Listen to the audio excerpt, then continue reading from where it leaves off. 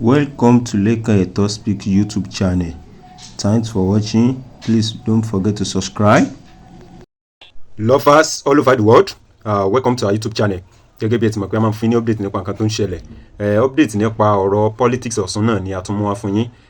A gbọ́ oríṣiríṣi awuyewuye wípé àwọn APC Ọ̀ṣun pé wọ́n suspend di ọ̀gbẹ́ni Rauf Adésọjí Arẹ́gbẹ́ṣọlá eléyìí tí ó ń ṣe former governor of Ọ̀ṣun state. Wọ́n ní wípé ó ṣe anti-party. So and then gbogbo ẹ̀kúnrẹ́rẹ́ bí gómìnà Ọ̀ṣun the present one bí wọ́n ṣe ń ṣèjọba gbogbo ẹ̀ ni ẹ tún máa gbọ́ lẹ́nu àwọn ọmọ ẹgbẹ́ APC. Yes, gbogbo ẹ̀ ni a máa fi tó yín létí gẹ́gẹ́ bí ẹ ti mọ̀ wípé lórí channel wa yìí a máa ń fún yín ní update lọ́lọ́kan òjọ̀kan nípa politics, nípa lifestyle, nípa story, oríṣiríṣi nǹkan tó ń lọ throughout the world. Òun ni à ń mú wá sí etí gbọ̀nyín. So ẹ̀yin tí ẹ bá ṣe darapọ̀ mọ́ channel wa ẹ subscribe, kẹ́ ẹ farabalẹ̀ kẹ́ ẹ bá wa gbọ́ ọ̀rọ̀ láti ẹnu ọmọ baba Nick bí wọ́n ṣe ń ṣe ìjọba Ọ̀ṣun pẹ̀lú bí àwọn PDP bí wọ́n ṣe sọ wípé àwọn máa ṣe investigation lórí flyover tí wọ́n ṣe sí ìkóríta Ọláìyá ní ìlú Òṣogbo. Gẹ́gẹ́ bí a ti mọ̀ wípé ìjọba tí ó kógbá wọlé ìjọba APC tí bàbá Alhaji Gbóyèga Oyètọ́lá tí wọ́n ṣe governor ní ìgbà yẹn. So ìjọba wọn ló ṣe flyover bridge yẹn. So a lot of ọ̀rọ̀, a lot of explanation, a lot of analysis ni a máa gbọ́. And then àwọn èèyàn pè wọlé ní lórí programu yẹn nígbà tí àwọn ọmọ baba Nick ń sọ̀rọ̀ ní orí rédíò. So gbẹ náà lè máa gbọ́ èsì tí ọmọ baba Nick fún àwọn èèyàn tí wọ́n pè ní àti ilé. So ẹ farabalẹ̀ kẹ́ bá wọn fídíò ẹ ṣe gan. Mo kí àwọn ẹgbẹ́ ọlọ́kadà bí etí wa ti ń kún tí a mọ gbogbo tí ojú yín ń rí hílàhílo ìgbòkègbodò ó kù díẹ̀ lágbára Ọlọ́run ọkàn gbogbo wa balẹ̀. Mo kí ọkùnrin, mo kí obìnrin, mo kí iléeṣẹ́ rave ẹ kú iṣẹ́, ẹ kú àdúró tí ìjọba, ẹ kú àdúró tí ìlú. Ẹ ṣeun, ẹ já bẹ̀rẹ̀ láti bí. Ẹ má gbàgbé bẹ́ẹ̀ tún ṣe ń gbọ́ wa yìí ẹ láǹfààní láti darapọ̀ mọ́ wa kétékété lórí òpó ìtàkùn ayélujára Facebook wa Ray 91.7 FM. Ẹ láìkì kẹ́ ẹ kọ́mẹ̀ntì kẹ́ ẹ ṣíà kó lè tàn jálé kó lè tàn jókòó. Lọ́sẹ̀ tó kọjá ọmọ ọba Báyọ̀ Adélékè alága àpapọ̀ fẹ́gbẹ́ òṣèlú yín lórílẹ̀‐èdè Nàìjíríà Alhaji Umar Abdullahi Ganduje wọ́n ní dandan tàìdán wọ́n ní bọ́ bá kọ̀ lóge àfọ̀ ní kọ̀rọ̀. Wọ́n lẹ́gbẹ́ òṣèlú yín ẹgbẹ́ òṣèlú APC yóò gba gbogbo ilẹ̀ káàárọ̀ òjíire yóò jáwé olúborí torí capture lọ̀rọ̀ tí wọ́n lò níbẹ̀ hùn. Ẹ̀yàn wá ń wò pé kí ló dé ṣógun lẹ fẹ́ jà ní pẹ̀lú ọ̀rọ̀ tẹ́ ẹ sọ yìí pé jáwé olúborí ṣe wá ń dọ̀rọ̀ pa ń capture ẹ gbọ́ kí la gbé kí la jù ṣé palẹ̀ fẹ́ fi gbà ni. tí ṣe rí olóye lóye kó mọ̀ tá a bá ní sọ pé ayédáyé ọ̀làjú pa fẹ́ fi ojú egbò gúnlẹ̀. Ọ̀rọ̀ tí alága wa sọ yìí ó sì wá dọ̀rọ̀ pé wọ́n fẹ́ lò pa ni wọ́n fẹ́ lò bọ̀. Èèyàn á máa fọ̀rọ̀ ẹnu capture èèyàn, èèyàn á máa fi ìbò dídí capture èèyàn, èèyàn á máa fi ọgbọ́n àti òye capture èèyàn. Ẹ máa kọ capture ẹni tá a nà tó káwọ́ sókè tèmi àti yín olóòtú tábàjọ ń sọ̀rọ̀ báyìí tí tèmi bá dáa ju tiyín lọ ẹ káwọ́ sókè pé mo agree you've been captured. But kò yí àwọn èèyàn wa ọ̀rọ̀ òyìnbó opposition ayì síbi tó wọ̀n ni ṣẹ́rí tí alága wa sọ àwa tó ń fi gbogbo ẹnu sọ níbi tí aráàlú lẹ́yìn ọ̀rọ̀ epo má lọ bẹ̀ tí aráàlú ń sọ ọ̀rọ̀ ẹgbẹ́ wa délé ni kò sí state kan tí ẹgbẹ́ yìí ò ní gbà ní South West. Ẹ pé kò sí state kan tí ẹgbẹ́ APC kò ní gbà tá a bá dìbò ní South West. Pàápàá jùlọ ìpínlẹ̀ Ọ̀ṣun. Bí wọ́n bá finú fídọ̀ dìbò. Tí wọ́n dì ní tí ìṣèbò tí wọ́n dì lọ lo aago 8 alẹ́ bí káàdì lẹ́gbẹ̀ẹ́ ní 2020. Kí ló jẹ́ sọ báwọn. Tí ìṣe ìbò tí wọ́n máa dì lóru bí ìtaàdì ní Ẹdẹ ní ìbò tá a di kọjá lọ. Ẹ pé wọ́n dìbò lóru. Bẹ́ẹ̀ni bí wọ́n bá òwò aago 8 alẹ́ ìbò tá a ń dì tá a dáwọ́ ẹ̀ dúró lásìkò tó yẹ ká dá dúró. Tí ò ní sí jàgídíjàgan tí ò ní sí apààyàn tí Kọ́lá ò di tiẹ̀ Tójó ò di tiẹ̀ irúbò bẹ́ẹ̀ àti ilé ẹgbẹ́ tó wà ń jọba nípínlẹ̀ Ọ̀ṣun lọ. Tí ò sì ní sí wípé bóyá wọ́n fi ọwọ́ pẹ́yìn lẹ̀ wà ń jọba lókè tó mi ọba dìbò tí ò ní sí wípé bóyá kóníkálukú lọ kó dìbò rẹ̀ kó padà lé pẹ̀lú orílẹ̀-èdè Nàìjíríà ṣe ìtọ́jà yín lójú. gbàtà àdí eléyìí tó lọ yìí olóòtú ṣé ìjọba àwa kọ́lá wa mẹ́ni àbí Buhari ò sọmọ ẹgbẹ́ wa ẹ dáhùn ẹ̀yin náà lẹ́ẹ̀dá mi lóhùn. so èwo ni ó wà di tí ó sì ní pé ẹ lo agbára àwa ìlò agbára nílòkulò. ẹ pé ìlò agbára ń lò kù àmọ́ ẹ mọ́ lo agbára. ó níbi ìjọba ó lo agbára bí tó bá yẹ kó ti lo agbára. téèyàn kan bá pààyàn sí tíjọba bá mu wá ní mo lo agbára mo gbé ẹsẹ̀ wọn àbí òní lọ́kọ̀tù ibi tó yẹ kan ti lò ní ẹ̀ àwa kì í déédéé lò a kì í sì dìbò jàgídíjàgan o ká tó dìbò wa ní Ọ̀ṣun yìí ní 2022 iye èèyàn tí wọ́n pa nínú ẹgbẹ́ APC ojú mẹ́ẹ̀ẹ́dógún lọ. ẹ pé tí wọ́n pa nínú ẹgbẹ́ APC ojú mẹ́ẹ̀ẹ́dógún lọ. tá a dẹ̀ pariwo sáyé pé nílé ṣá wọn ti pa lágbájá o lóṣogbo wọn ti pa lágbájá o tí wọ́n jọmọ ẹgbẹ́ wa.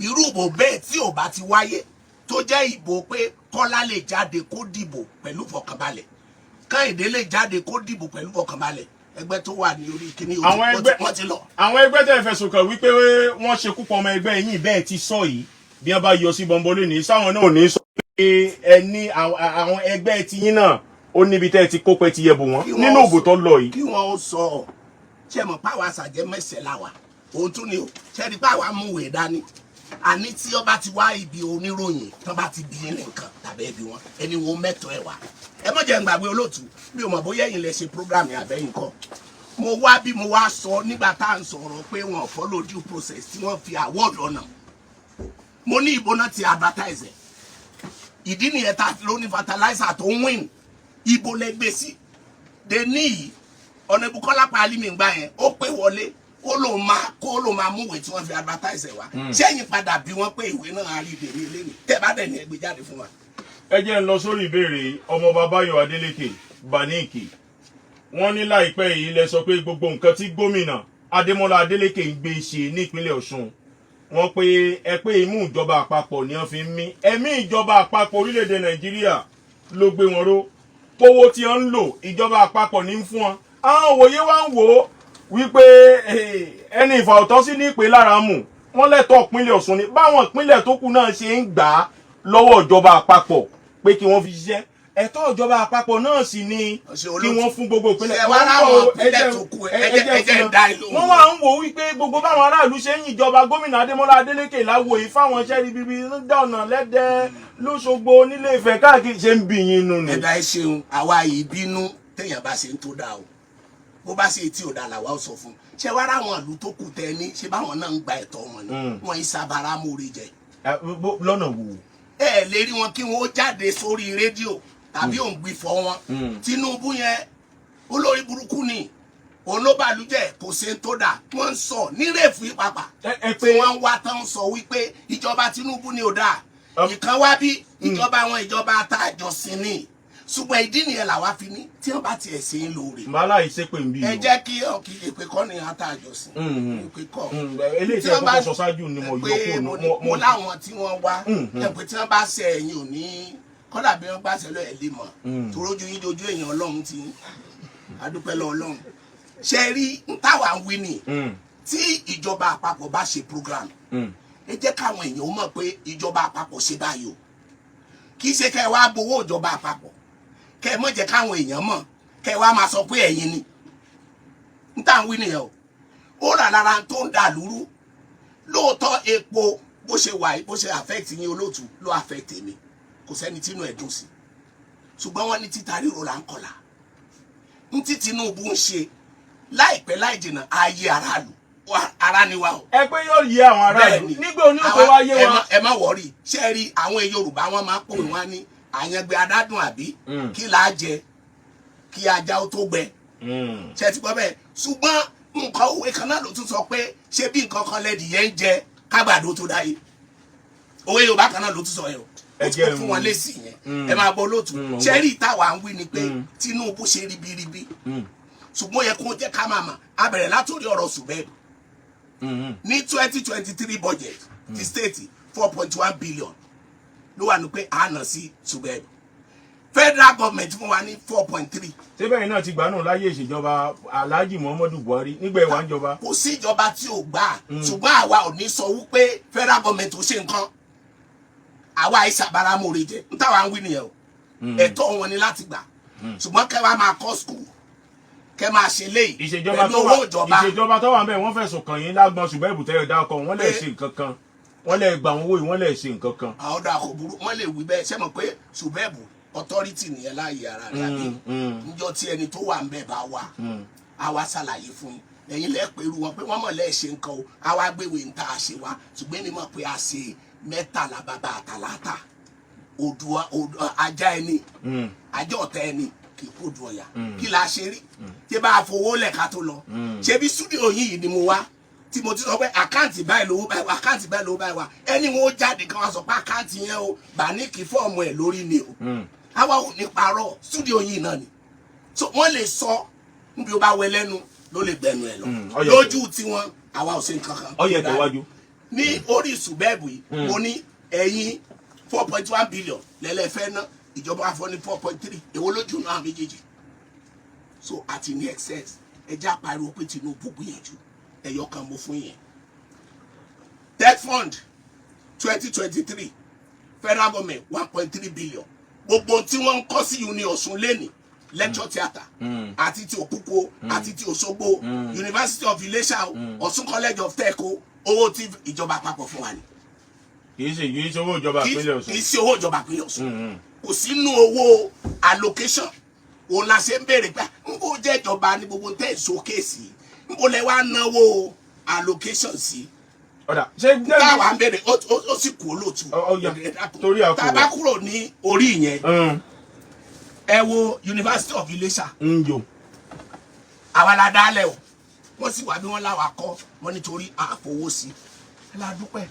wọ́n nígbà ìdálẹ̀ wọn lọ́dà bí ajá inú ìwé adúpẹ́ lọ́wọ́ lẹ́yìn ṣe dálẹ̀ wọ́n ní bí ajá inú ìwé lẹ fi sí. ṣùgbọ́n ajá inú ìwé tí wàá di ajá gidi nísìn. wọ́n láwọn làwọn wá sọ́dà ajá tí ń gbé. tí wọ́n wá fi sọ́dà tí wọ́n fi wá gúùfù lèmi wá fẹ́ sọ fún yìí. wọ́n wá ní owó skul àwọn ọmọ wọ́n láwọn ná 1 nínú budget performance wọn láwọn ná 1.31 billion student san 1.25 billion owó skul. àpapọ̀ owó táwọn ọmọ skul san. ta ló finance ó sì dá yín lójú Baniki.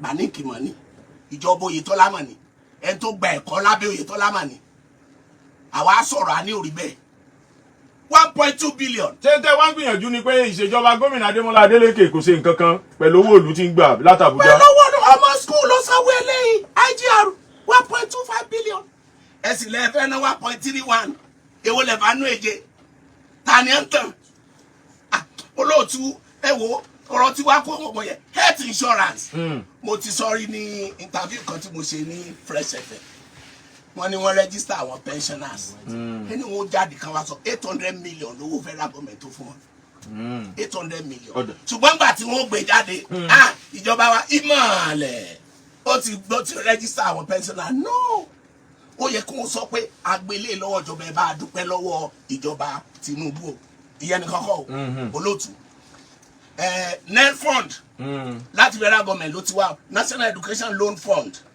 ọmọléèwé sátírà institution ni wọ́n ń gbà. ṣé n tẹ́ sọ ṣé ìjọba ìpínlẹ̀ Ọ̀ṣun lórí ọ̀rọ̀ ilé ìtẹ́ mẹ́nu báyìí ṣé ìjọba ìpínlẹ̀ Ọ̀ṣun sọ pé ọ̀dọ̀ àwọn ló ti wá. ṣé wọ́n sọ̀rọ̀ pa ẹ̀ èmi náà bí ẹ̀yin wá dá mi lóhùn. sọ wá kí wọ́n wá ṣe ẹ máa gbọ́ iṣẹ́ ìjọba ni láti create awareness fún àwa ọmọ tí a jẹ́ ọmọ Ọ̀ṣun oríṣiríṣi student ni ò mọ̀ ṣùgbọ́n torí pé ìjọba ilé ìfẹ́ pa ògo Tinubu wọn ní sọ́sítà ó yẹ kán wá rèéfù ni ẹ máa bá wa ṣe advert pé NEL fund pé owó ti wá o. ṣé báwọn ìpínlẹ̀ tó kù ṣe ń ṣeré. lágbára Ọlọ́run láwọn ìpínlẹ̀ tí wọ́n ìsabara mórí jẹ́ bẹ́ẹ̀ ni bí wọ́n ti ń ṣeré pé owó ti wà. bẹ́ẹ̀ ni tí wọ́n sọ fáwọn èèyàn pé ẹ lọ báyìí báyìí. ó sì dá ilé nípa àwọn ìpínlẹ̀ tó kù jákèjádò orílẹ̀-èdè Nàìjíríà ń ṣe. o lè má jẹ jákòjádò náà 12 ni ọmọ ẹ̀yìn Jésù ìkànnù wọn ni Judas Iscariot kí là ń sọ kí lẹ ń sọ yìí. Baniki ẹ jẹ́ ń wò bí. ó lè má jẹ gbogbo wọn ẹ jẹ́ ń fáwọn èèyàn ní tí ó ṣe wọn lóore wẹ́bsáìtì fún NEL fund wa ó sì ti wà on kí wọ́n lọ bẹ̀ www.nelf.gov.ng all lower cases kò tí ì tán o Nigerian Youth Investment crop production ni wọ́n fún Ọ̀ṣun àti Kaduna. ṣé gbogbo àwọn ètò tẹ́ ẹ̀ ń dá akọ yìí bẹ́ẹ̀ni tẹ́ ẹ kọ́ lẹ̀ yìí ìwé rèé o ìwé jọ̀ràn rèé lọ́wọ́ yín bẹ́ẹ̀ni ṣé gbogbo àwọn ètò yìí lẹ́ ń sọ pé gbogbo àwọn ọmọ orílẹ̀-èdè Nàìjíríà ń jàǹfààní rẹ̀ lọ́gbà. wọ́n jàǹfààní ẹ̀ láwọn láwọn state even Lọ́sùn sì fi gbàgbọ́ kan nípa àwọn ọmọ ẹgbẹ́ yín nìkan. kò sí ti ń jọ ọmọ ẹgbẹ́ wa bò. ṣé ẹ lè sọ èyí sí gbogbo pé ọmọ ẹgbẹ́ òṣèlú PDP jẹ́ ń jàǹfààní ìkíní. jẹ́ tún sọ̀kan olóòtú ńgbà tí wọ́n wà ní ìjọba àpapọ̀ láyé Jonathan ni wọ́n ṣe ṣọ́ọ̀pì ẹ lè rí ọmọ ẹgbẹ́ alátakò kó ẹjọ́ ìṣọ́ọ̀pì ẹgbẹ́ tí wọ́n náà kó fún tiwa tí Tinubu ṣe tí nǹkan bá wà fún Ọ̀ṣun Tinubu ò ní pe alága ẹgbẹ́ APC kò ní pe mínísítà APC gọ́vnà ló máa pè. So àwọn ọmọ ẹgbẹ́ tí wọ́n gan náà ń jàǹfààní àwọn òkè àwò in as much as ọmọ Ọ̀ṣun ni wọ́n tó ń jàǹfààní ẹ̀. Wọ́n tá à ń sọ ni pé ẹ má bo oore Ọlọ́run ẹ má bo ògo Ọlọ́run ti crop production tá à ń sọ yìí individual lè gba 3 million tẹ́ ẹ bá fọ́ọ̀mù group bóyá tá a bá jọ ríra báyìí tẹ́ ẹ bá ní káàdì òwò pọ̀ ká ní àwa náà fẹ́ ṣe crop production a lè gba up to 100 million. bá a bá parí ètò bá a bá ṣe sáárò owó ìgbà. àwa kò sí nǹkan tí a ní kò sí nǹkan bójúbójú nú ẹ̀ ṣùgbọ́n ìyẹn ò ní kẹ́ resign kúrò ní réfẹ̀fẹ̀. náà mo ní bí ilé rẹ̀ náà ni pé sọ́wọ́ wọn yà kíákíá. PCGS Federal Government Presidential Conditional Grant 50,000 naira ní fẹ́yàn kọ̀ọ̀kan federal government ló ṣe. gbogbo àwọn èèyàn sì ti ń gbà á. www.grants.fedgrants.andloan.gov. wọ́n ti ń yìnjọba àpapọ̀ láwo lórí ọ̀rọ̀ yìí. níbi tí wọ́n ti jẹ abáramóore jẹ kì í ṣe irú state èyí tí àwọn ọ̀fíìsì àjọba ń wá bí tọ́jọ́ pé kí ni Tinubu ṣe nítorí ọ̀rọ̀ epo gbogbo wa lọ́rọ̀ epo lójó ń fìlì wa. ẹja wò bẹ́ẹ̀ ni ìjọba wọn ò dáa olóòtú ó mọ̀ ṣe o tí yìí kò sásìkò gbogbo àwọn tí wọ́n wà ní National Assembly gbogbo tí wọ́n bá ṣe ṣówó Ọ̀ṣun state ni lágbájá kọ́ eléyìí ṣe eléyìí bó tẹ̀ jẹ́ tí wàá mẹ́hẹ̀ o owó Ọ̀ṣun state kọ́ ẹjẹ́ akí Tinubu federal constituency project ó náà ṣe àwọn yóò yẹ kó máa gbé sí pé ara tí Tinubu tún ṣe lélẹ́yìí o so àwọn yẹn ni àwa ń sọ federal government conditional cash transfer that one is 25,000 naira monthly tó wà fáwọn èèyàn wọ́n lè máa ṣe ní Ọ̀ṣun yìí ṣùgbọ́n ìjọba ò jẹ́ káwọn èèyàn mọ̀. ìjọba Tinubu àbí. ìjọba Ọ̀ṣun state. ẹ̀yọ́. torí irú eléyìí kò yẹ kó tuntun sẹ́yìn gẹ́gẹ́ bí oníròyìn. ó yẹ kí wọ́n ti gbé wọ́dọ̀ yìí kan mọ̀ ní bá wa sọ fáwọn ọmọ wa o ẹ jẹ́ kán ṣe báyìí o ẹ jẹ́ kán ṣe báyìí o. tètè wá sọ ni pé àwọn ẹgbẹ́ wọn ni wọ́n fi ń sára ní dé. well ẹ̀yin lẹ wí bẹ́ẹ̀ o. ẹnu rárá ń dá gbìyànjú láti sọnù. nígbà tá ara àdúró mọ̀. ara máa ń sọ̀rọ̀ jòun lọ́ngbà mi. kébọ̀ lẹ́yìn sọ pé ẹ̀ gbọ́. ara máa ń sọ̀rọ̀ jòun lọ́ngbà mi. bẹ́ẹ̀ni ò fi gbọ́ ó lè fi abẹ́ ẹni ni wọ́n ti ṣe nìyẹn. bẹ́ẹ̀ni ò fi gbọ́ gẹ́gẹ́ bẹ́ẹ̀ ti sọ. bẹ́ẹ̀ni gbọ́ jà wá lọ. èyí sì mọ̀ ń pa àròyìn jà wá lọ. ẹ̀ka àwùjọ lẹ́yìn náà ó yá bí yín léèrè ẹnu onípọ̀ láti gbọ́ pọ̀n. ẹ̀ka APC làwà. APC làwà. ẹ̀ka olú ìjọba ló ní gbogbo ẹ̀. ẹ̀ka àwùjọ tíjọba yé. abẹ́ ìjọba la wà. ẹja wo béèrè Yorùbá bọ̀ wọ́n ní bégún bá jóore orí ayé atọ́kùn ọmọ Báyọ̀ Adélékè láìpẹ́ bí ọjọ́ díẹ̀ sẹ́yìn ẹ̀yin àtàwọn ìkàn ẹgbẹ́ òṣèlú yín ẹgbẹ́ òṣèlú APC ẹ mọ̀ pé pàdé àwọn òǹròyìn lórí ọ̀rọ̀ afárá Ọláàyá tí ń bẹ nílùú Òṣogbo tí ìṣolúlú ìpínlẹ̀ Ọ̀ṣun àwọn òǹwòye wá ń wò pé àwọn ìkàn ẹgbẹ́ òṣèlú APC rèé o ẹgbẹ́ tí tukọ̀ ṣàkóso lórílẹ̀‐èdè Nàìjíríà wọ́n ń wò nígbà nǹkan yí dande mọ́jọba tí ń bẹ́ńbẹ́ lọ́wọ́ tí gbogbo ẹ̀ dàbí ìfọpomọ́yọ̀ tí rẹ̀ sì ń wọ́n tata gbowó lérí tí sìmẹ́ǹtì ní ọmọ dọ́dọ̀ tówó náírà ṣubú yakata lọ́jà àgbáyé wọ́n lè pè pàdé àwọn òǹròyìn ìgbà náà káyọ̀fì táwọn àgbáyé létí nítorílẹ̀-èdè Nàìjíríà àtàwọn èèyàn rẹ̀ ńlá kọjá wọ́n lè ṣàbòsí kí ló dé tẹ́yìn náà ṣàbòsí. lálákọ̀ọ́kọ́ olóòtú ṣẹ́rí tí èèyàn bá ń gbá bọ́ọ̀lù wọn láwọn kan tó ń pè ní first 11 tẹ́ bá sọ pé èèkàn àwọn gbáǹkọ gbìlẹ̀ ń sọ yẹn àwa ìṣe èèkàn o. èèkàn ni. APC ní layers kódà bóyá nọ́mbà 4 la wà àwa tẹ́ rí tá kóra wájọ yẹn èèkàn bò ọlọ́pọlọ ń bẹnu APC ọlọ́gbọ́n ọ̀jọ̀gbọ́n wa bẹ́sọ̀ àìṣe èèkàn kọ́kọ́ rẹ̀. àgbọn bolẹ̀ wá wà. àwa ọmọ ẹgbẹ́. ẹ̀yin ọmọ ẹgbẹ́ APC. ṣe rí àwa yìí dédé sọ̀rọ̀ olóòtú mo dẹ̀ fẹ́ káwọn ará ilé kí wọ́n jẹ́ ẹ̀tì kí ni ìkẹ́ àwọn mò ń bọ̀ ń sìn mò ń gbọ́ radio station kan team cell HOB Ọládélé Bámijí special assistant governor ni ó wà ń bẹ̀ ó sọ̀rọ̀ lórí nǹkan tẹ́ ẹ sọ yìí ṣùgbọ́n máa ń dùn mí o téèyàn bá lọ school tó bá kàwé tó dẹ̀ understand ẹ̀ kò yẹ kó mọ̀ pé tóun bá parọ́ lórí ẹ̀ integrity òun ló fi ń ṣeré olóòtú mo fẹ́ fi kinní hàn yìí release tí wọ́n gbé síta ni lórí ọ̀rọ̀ bridge tẹ́ ẹ̀ bá lè kà ẹni kéèyàn kan kà fún yín o torí òyìnbó ò yé èmi mọ́ ó lè yé ẹ̀yin ju èmi lọ. ẹ̀yin tí ẹ ti dáyé kí n tó dáyé now ẹ mọ̀wé jù mí lọ. jẹ́jẹ́ la jókòó ẹ dẹ̀ fi release síta ẹni bíríìjì yìí o káwọn èèyàn wọn ò ní mọ̀ gbàbẹ̀ mọ́ o torí pé ó ní what they call kíni ni wọ́n pè safety reasons arising from technical reports on the state of the bridge. Safety reasons arising from technical àwọn náà kọ́ malam ló sign ẹ̀ technical yẹn report yẹn là wá yọ torí àwọn èèyàn kan tí wọ́n jẹ́ kí nǹkan yé nígboro afẹ́fi yẹn afẹ́fi dáàbò báráàlú ni láṣẹ ni wọ́n mọ̀ gbàgbẹ́ àìṣe dìndìnrín olóòtú ẹ tún wá bọ́ sísàlẹ̀ last paragraph wọ́n ní while a long-lasting review of the technical status of the bridge is being conducted by the Ministry of Work and Infrastructure wọ́n ti kọ́kọ́ sọ̀rọ̀ síta kí wọ́n ó tó ní committee tí ó ṣe integrity test olóyìnbó á ní tí wọ́n bá búyàn tí wọ́n bá ní your tongue is faster than your brain that's a big one it's a big indictment kẹ́ ẹ máa ronú kẹ́ tó ṣe nǹkan ló dáa ju kẹ́ ẹ ṣe tán kẹ́ tó máa ronú ṣé ní gbogbo òléwọ́ táwọn á fi síta ń bọ̀ látọ̀ Ògbómọ̀ṣọ́ àtẹ̀yìnkọ́ gan akétí ajá ni òkè etí tán ó fọbẹ̀ pamọ́ ta ló bọ̀ náà méjèèjì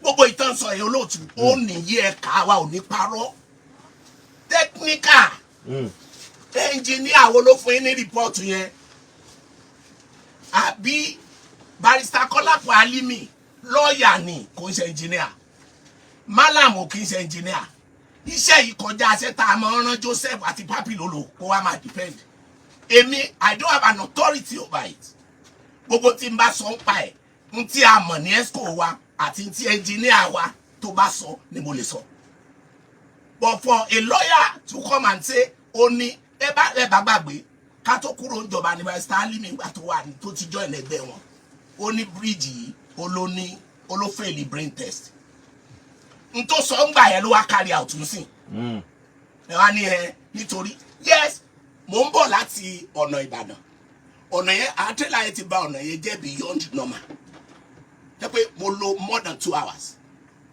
kí tó dé second but the point is any reasonable man being àwọn ọgbà lóòótọ́ ni kíni ṣùgbọ́n ẹ lè gbé barricade sí ọ̀nà yẹn gan láì ṣe irú release tẹ̀sẹ̀ wá ń dì ní tó ń sọ òye ẹ̀ kò sí bó ṣe máa ṣe irú release tí wàá wá jáde padà sọ fún yàn lẹ́ni tó rí ẹ pé bíi tìyín pé àwa ò sọ wípé àfẹ́wò wíwó kọ́là ń sọ yìí ẹ ti gbé kinní síta ẹ ti fi bàálù brain kinní yẹn o for security reason ó ní technical fault tàbí ẹ mọ̀ gbàgbẹ́ ẹ̀rù ti ń bá àwọn èèyàn rẹ̀ di ẹ máa gbé barricade sí no problem ṣùgbọ́n ẹ bá má sọ yẹn tí ò bá jẹ́ pé ẹ ní ulterior motive ẹ fẹ́ fi destroy n tá a ṣe ni kò ní ìdí kẹsàn ẹ kàn wò pé ṣebí ìjọba ni àfẹ́ kí tírélà máa gbà bí wọ́n gbé barricade sí bàbá ńlá ta ló máa lọ mú wọn. ìbéèrè tí mo béèrè yìí olóòtú ó gbọ́ ọmọkùnrin tí a bá ṣe ọ̀nà tán àwọn ará àdúgbò tẹ sọ̀nà fún tí accident ọ̀kadà pápọ̀ torí ọ̀nà yẹn ti smooth jù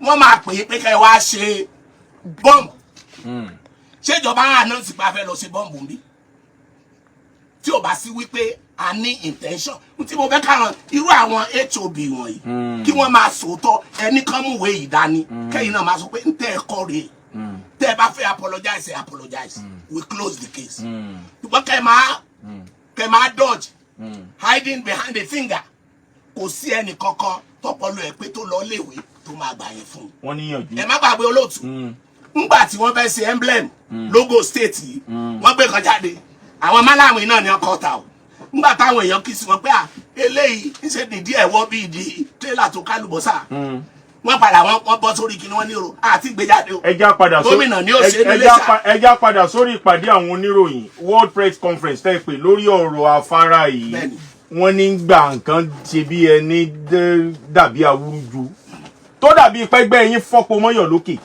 bí wọ́n ti ń tukọ̀ ṣàkóso orílẹ̀-èdè Nàìjíríà wọ́n pẹ́ pé ìpàdé àwọn oníròyìn gbà náà káyìí fi táwọn àgbáyé létí ń táwọn ọmọ orílẹ̀-èdè Nàìjíríà ńlá kọjá àti bẹ́gbẹ́ òṣèlú yín ti ń tukọ̀ ṣàkóso lórílẹ̀-èdè Nàìjíríà lọ́wọ́lọ́wọ́. olóòtú bẹ́ẹ̀ yà bá jẹ́ àdìtì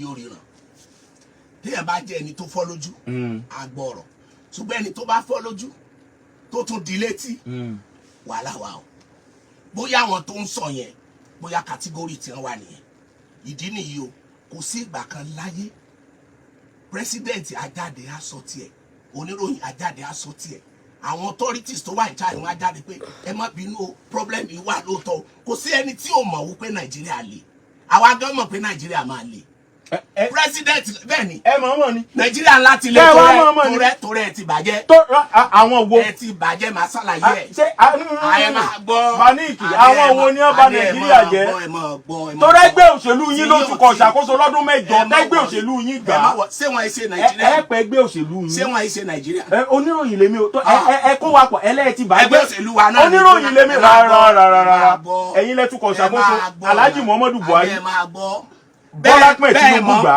bẹ́ẹ̀ mọ̀ ń pa ẹ̀yìn nu ọlọ́nu ẹja kúrò lórí yìí. ẹ̀yin ẹ̀kan náà nù àtẹ̀yìn ọmọ ẹgbẹ́.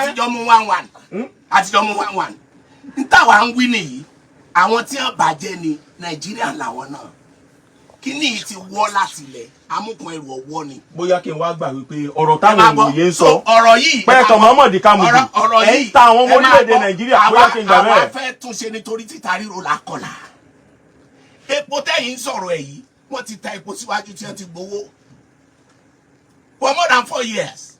ìyún ìṣèjọba tó wà ń bẹ̀. ìṣèjọba tó lọ. ẹgbẹ́ yín náà ni. ẹ má máa fẹgbẹ́ ṣe a ti wà ní ìlú tó yẹ pé institution a máa ronú jinlẹ̀ ni manifesto ẹgbẹ́ la máa lò ẹ jẹ́ ká change system wa. ìyá kan bàbá kan olóbi Táíwò àti Kẹ́hìndé ìwà wọn lè yàtọ̀. Tinubu wá láti wá túnṣe ṣùgbọ́n ó ti bàjẹ́ kọjá ẹ̀ ẹni tẹ́ yìnbọn mọ́ lẹ́sẹ̀ tí wọ́n bá fẹ́ yọ ọ̀tá ìbọn ẹsẹ̀ yóò pariwo ó ní gbogbo wa ṣe ń pariwo wọ́n ti yìnbọn ìmọ̀ wa ti pẹ́ o ẹkọ́nọ́mì Nàìjíríà ti dorí kodò ṣé ó di ìgbà tó bá di Venezuela in Venezuela tán bá mú $2 báàgì báyìí ni wọ́n fi gbé owó wọn equivalent of $2 ṣó di ìgbà tó bá dà bẹ́ẹ̀. ẹ̀pọ̀rọ̀ ajé orílẹ̀-èdè Nàìjíríà ti dorí kodò. ó dorí kodò kí Tinubu tó débẹ̀ gan. wọ́n gbé òlé tó báyìí náà. ó lè má lè táwọn wòlé ń sọnù. tó bá nítorí pé ẹ̀ ń yáwó san gbèsè ní Tinubu náà lè yáwó ṣùgbọ́n àwọn ọmọ tẹ̀ ń bí ilẹ̀ nǹkan wọ́n bá kàrà dórí àkáyé ẹgbẹ́ yín kó degun tí wọ́n lè máa wí àwọn tí wọ́n pe crucify him today àwọn náà ni wọ́n pe Hosanna lọ́la ó dá wa lójú débẹ̀ ni kò lè má nira o olóòtú kò lè má nira torí nǹkan ti bàjẹ́ kó tó di pé Tinubu dé gbogbo tí Tinubu wá ń ṣe yìí láti fi kú sí wàhálà wa ni olóòtú ẹ má gbàgbé o palliative 2 billion kan wà tó wọ̀ ọ̀ṣun yìí wọ́n ní kí wọ́n ìgbà náà ní bọ́ọ̀sì o torí pé epo wọn 2 billion bẹ́ẹ̀ ni olóòtú ẹ ra mọ́tò káàkiri o àwọn stéètì mi ṣe ìgbà ẹni stéètì ti wá mú 25 million tí wọ́n fi tún ọkọ̀ ọmọlúwàbí ṣe mo wo fídíò kan lánàá bí tí wọ́n ti mọ́tò yẹn báyìí omi fẹ́ lè máa bọ́ lójú mi bíbẹ̀ wà lórí social media wọ́n ń ti ọkọ̀ tiwa lọ́sùn wọ́n fi ọwọ́ tì tí journalist kan bá mu tó bá kọ́ wọ́n ní káwọn akálọ̀ arrest ẹ̀ wọ́n nítorí pé epo ló tán nú ẹ̀ kì í ṣe pẹ́ńjìn ló bàjẹ́ 25 million lẹ́nà nù 2 billion. ó sì dá yín lójú. mo ti sọ́ọ̀rì o mo ti sọ́ọ̀rì o ẹni wọn wá kan sọ pé àgbà. ẹni mọ jẹ́ mi sóò rẹ tiẹ̀. ṣẹ́rí yónẹ́tì tí wọ́n lè ṣe fún àwa yìí kó kílẹ̀ àwa kó lẹ̀ kán gbé àlọ́ ẹ̀wọ̀n a sì ti dúró ṣùgbọ́n bá a ní sóòótọ́ yẹn kò possible ká máa sọ. a sì bàjọba lórúkọ jẹ́ tí wọ́n ṣe tí ò dáa là ń sọ yìí. ẹja wo bí lórí ètò yìí lórí ètò iléeṣẹ́ wa Rave 91.7 FM lórí ètò ọ̀rọ̀ òṣèlú ọmọ ẹgbẹ́ òṣèlú PDP kan pínlẹ̀ Ọ̀ṣun Alhaji Adébáyọ̀ Munirudeen Raji wọ́n fẹ̀sùn kàn yín pé láyé Oyinlọ́lá iléeṣẹ́ yín kan léyìí tí wọ́n fi díẹ̀ múlẹ̀ pẹ́ lọ́wọ́ ń bẹ̀ wọ́n pẹ́ gbaṣẹ́ ọ̀nà òkè ń tì wọ́n wá ná sọ̀rọ̀ yìí lórí ibi wọ́n ní kàkà kẹ́ wọ́n ní ìṣẹ̀lẹ̀ mórí lọ́dọ̀ àwọn ọlọ́pàá pé wọ́n bà yín ló kọjẹ́ gẹ́gẹ́ bí wọ́n ti fìdí ẹ̀ múlẹ̀ pé n tó jẹ́ kẹ́ ẹ yọ sí bọ̀m̀bọ̀ kẹ́ ẹ sọ pé rárá o ṣe bẹ́ẹ̀ o kẹ́ ẹ sì ṣàfọ̀mọ́ ara yín àtòkọ yín. àwa yìí ṣe tiwa bẹ́ẹ̀ yẹn tí statement téèyàn bá sọ tó bá ti ní criminal intent dandan ni kẹ́ ẹ fi òfin gbé. kí ni jẹ́ báwọn. ìwà ọ̀daràn tí ò dá ọ lójú láàrin èmi àti yín tẹ́ ẹ bá ní ẹnìkan ṣiṣẹ́ kan ó kówó jẹ ṣé rédíò yín tí wọ́n wà lẹ́ẹ̀tì ààrẹ sí ohun tán sẹ́yìn lágbára àti múyàn EFCC ńkọ́ ọlọ́pàá ńkọ́ ṣùgbọ́n ẹ̀jẹ̀ àbá ló kọjá ẹ wá kọ́ tán wọ́n wá fọlọ́pàá mú yín ẹ wá ní ẹ̀sìn ẹjọ́ o attorney general wá dé ó ní mo gba kéèsì ti wà ń kóòtù njọ àsìdé kóòtù ẹlẹ́ni chronic causa ẹlẹ́ni kìnìkan àti dúpẹ́ àtọ́sà àti kan ọlọ́run ó jẹ́ òkè ọ̀ torẹ́jọ́ ò tí ì tán ẹjọ́ tó bá sì ti wà nílé ẹjọ́ àkìrò ṣùgbọ́n fàǹfààní àwọn aráalé o bàní kíkọ́ ní jẹ́ tó ní adé o ṣùgbọ́n èmi investor ni mi o kò sì sí contractor torí ẹ̀ pé tí o mọ̀ tán pè ní domiciliation unfortunately njọ́ tá a wá sí rédíò kan odidi lọ́ọ̀yà tí ń ṣagbẹnusọ fún gómìnà ó ní ohun ọmọ ó ní kò sí ti ń jẹ́ domiciliation of fund it's unfortunate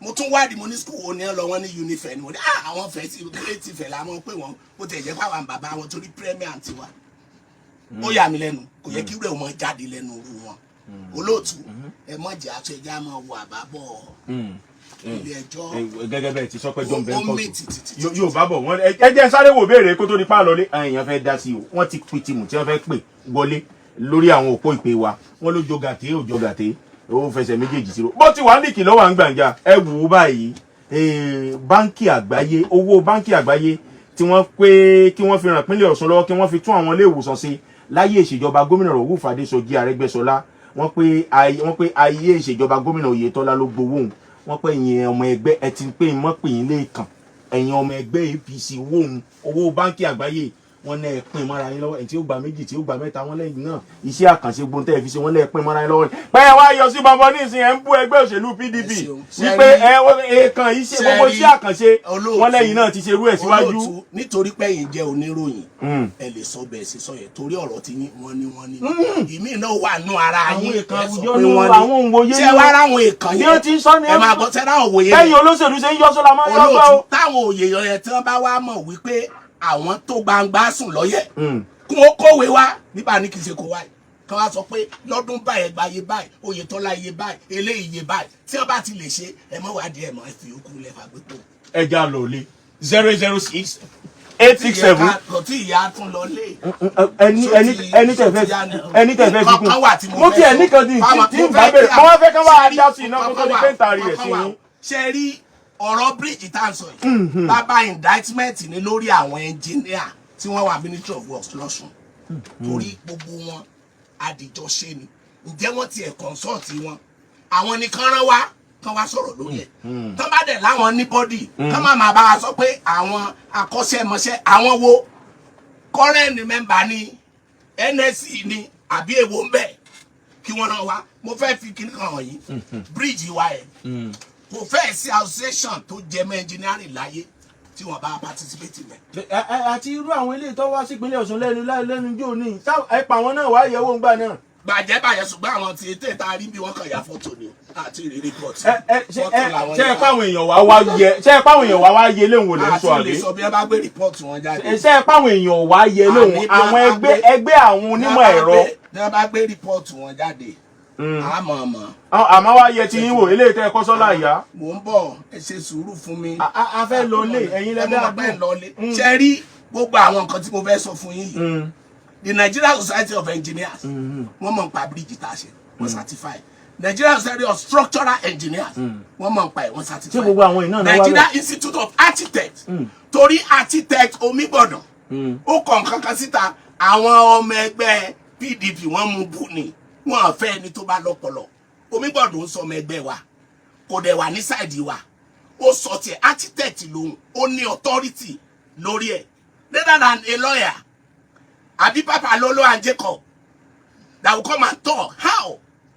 that's what we are saying ẹ jẹ́ ká wá síbi ká wá jọ sọ̀rọ̀ ká criticize constructively not destructively. ṣé bá a bá pè yín ẹ̀yà mi ẹ̀dá kò bóyá ò bá tóbi. ẹ tá a bá pè yín bá a ti pè yín tá a pe ọmọ ẹgbẹ́ òṣèlú PDP ẹ dá wa lóhùn. tó bá ti jẹ́ wípé ẹ lè ṣe débi wípé ń tàbí ọ̀yì bá ní kí gbàṣẹ nù ọjọ́ sí tèmi àtẹ̀yàn kan nu wọn jọ àmì gbogbo tí mo béèrè pátá kò sí tó lè dáhùn ó débì kan ó ní ní ìmọ̀ pé wọ́n béèrè débẹ̀ yẹn ni wàláì tó bá jẹ́ mi gómìnà ọjọ́ ẹ̀ máa sáàkì. ẹ̀yin èmi ń bi ẹ̀yin. èmi ọmọ pé wọ́n béèrè débẹ̀ yẹn. ṣé tá a bá dájọ́ fún yín tá a pé. tẹ́ ẹ̀ bá ti gbé Jacob and Papi Lolo wa. ẹ jẹ́ ẹja lọlé.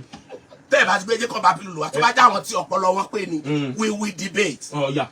006-867-6165 tàbí 005-817-4262 ọmọ bàbá Ayọ̀ Adélékè lọ́wà nínú kuluwa ọ̀rọ̀ òṣèlú lọ́gàtẹ̀ kíákíá ẹ lọ sórí ìbéèrè yín. Ìbéèrè mi ni pé ẹ dákun kí ni àṣeyọrí ààrẹ tó wà bẹ́ẹ̀ báyìí ní ìpínlẹ̀ ní orílẹ̀-èdè Nàìjíríà tí wọ́n ti ṣe bẹ́ẹ̀ lè tọ́ka sí ẹlẹ́ẹ̀kejì mínísítà tá a ní látọ̀ fún kí ni wọ́n ti mú wá tí ó mú. ẹ ṣeun ọ̀yá ẹ dákun ẹ dábọ̀ bẹ́ẹ̀ bá pè wọlé òfin rèé lónìí ẹ dákọ yín kẹ́ẹ̀sì lọ sórí ìbéèrè yín ẹ mọ̀ kí àlejò ẹ ṣeun yóò ju wa ṣe ọ̀yá kí ló kọ yín ọ̀yá ẹ lọ sórí ìbéèrè yín sàn. Nígbà tí wọ́n ní pé ìjọba tó ṣe ìjọba tẹ́lẹ̀ tó gba Nàìjíríà jẹ́ èló náà wọ́n gba ìjọba nígbà tó wọ́n gba ìjọba èló ni ráìtì nígbà tó wọ́n fi ṣe èló ni ètò sábà lọ́wọ́ jòlátà ìgbà tí èló náà gbà lọ́wọ́ jòlátà táwọn ẹni kìí yẹn máa ń fi nínú bá àwọn ìjọba tó ṣe tẹ́lẹ̀ lọ́dún gbàgbọ́. ẹ jẹ́ àyẹ̀wò ta ní mẹ́mẹ́ hello ó yá kíákíá. Ìbéèrè mi commissioner for work lásìkò bàbá wa Oyètọ́lá commissioner for work lásìkò bàbá wa Adémọ́lá Adélékè àti àwọn engineer akọ́ṣẹ́mọṣẹ́ tí wọ́n ti bíjì ọlá yẹn ṣé ẹ pé àwọn méjèèjì kí o já gbọ́ sí ṣẹlẹ̀ lórí bíjì yẹn gẹ́gẹ́ o tó gba àwọn tẹ̀ ń bèrè pátápátá irú gbọ́n mi bá ṣe kọ́lá parí mi níjẹ̀. ẹ ṣeun wọ́n pé ẹni tẹ́lẹ̀ ọmọọba. ẹ jẹ́ kí n sáré dáhùn lóhùn brọ́dà mi láti ìlú Ẹdẹ ìlú alárùbáríkà ẹni kí ni àṣeyọrí Tinubu àti mínísítà láti Ọ̀ṣun mo rí pé gbogbo ń tá a dálẹ̀ nípa ọ̀rọ̀ stéètì ẹ̀ tí ẹ̀rí kankan sọ ń bẹ̀ àṣeyọrí Tinubu ẹ mọ́ tí ì sọ ọ̀rọ̀ àṣeyọrí n tó bàjẹ́ lẹ̀ ní Tinubu ń tún ṣe ẹ̀dẹ̀ tí adẹ̀ ti rí àwọn tí wọ́n mọ̀ ń pa ẹkọ́nọ́mì wọ́n ti mọ̀ pé direction tá à ń lọ direction dáadáa ni. ẹ pé n tó bàjẹ́ ni wọ́n tún ṣe. bẹ́ẹ̀ ni ó ti bàjẹ́ ti pẹ́ kì í sóhun ẹni kí ni mínísítà ẹni kí ni ló ti mú wá kí lẹ rò sẹ́yìn ń ṣiṣẹ́ omi ní blue marine and blue economy ṣe ẹ̀ ń pẹja kó kẹja wá ni nígbà tí wọ́n ṣe rìpọ́ọ̀tù ẹ rí wípé owó tó pa fúnjọba ó gòkè sí eléyìí tí wọ́n ń pa tẹ́lẹ̀ ó ti ní rìfọ́ọ̀mù ń bẹ̀ bó bá sì jẹ́jà ni ẹ̀yin ń béèrè tí wọ́n bá pa mi ò mọ̀ bóyá lè get in touch pẹ̀lú ọlọ́run ó bá mi dúró tì yín. Adémúyìwá ẹni Nàìjíríà ráìsì wọn kinní kan tí wọ́n lásìkò lágbájá yóò wọ́n o torí títa ríro là ń kọlà o adẹ ti sọ fún ẹ máa gbọ́ ẹkọ́nọ́mì wọ́n pẹ̀ sọ báyìí nù polongo yín pé yóò wọ́n ó sọ ẹ pé yóò lé o olóòtú ẹ gbọ́ ni ó sọ pé yóò lé o toró ti mọ̀ pé n tóun máa bá ń lẹ̀ yìí Tinubu ti prepare fún Nàìjíríà. Torí ìyàwó àbúrò yìí méje ẹgbẹ́ ní sùúrù. bẹ́ẹ̀ ni ẹ̀gbọ́n ya ní sùúrù ni ò tètè fẹ́ yàwó kó ní sùúrù ni o wọ́n jọ bàjẹ́ ni kẹ́gbọ́n ní sùúrù ni wọ́n jọ bàjẹ́ ni gbogbo wa jọ ní sùúrù ìpè ti wọlé torí ó ń bọ̀ wá dáa. ẹja wẹ tó wà bẹ ẹja wẹ ní wà bẹ. ẹ ló ẹ ṣeun ẹ mọ kí àlejò ẹ lọ sórí ẹ dákọ yín ibi tẹ́ ti pè kẹ́ lọ sórí ìbéèrè kí ló kọ yín kí ló kọ yín sẹ ẹ bá láǹfààní láti pè wá wọlé ọyá kíákíá ọ̀gá Jésù àmókí ọyá ẹ lọ sórí ìbéèrè kí ló kọ yín kí ló kọ yín àbùtí náírà ni láti lu ìgbà. ọyá kí n béèrè yín. Ìbéèrè tèmi bẹ bàbá wa tó wà lórí ètò lọ́sàánú àwọn ará ìpínlẹ̀ Ọ̀ṣun wọ́n má mọ̀ jẹ́ kí ọ̀rọ̀ tí ó máa lé àwọn ọmọ ìlú káàkiri torí ẹlòmíì yóò sọ̀rọ̀ míì ni wọ́n máa wá ká lórí rédíò kọ́dàpọ̀ àwọn tó máa tòṣèlú kọ́ fèsì ara wọn. ẹ jẹ́ kí n sáré dá lóhùn. ọ̀yá.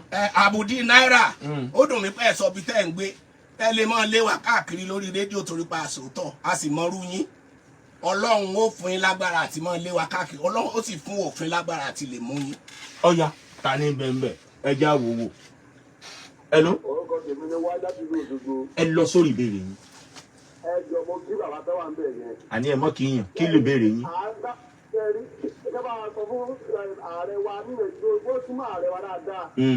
oríṣiríṣi àdúgbò pọ̀ jù epo tí wọ́n ju oúnjẹ wọn ara ní wa lọ́jọ́ tó lọ́dọ̀ tó sáré wa o.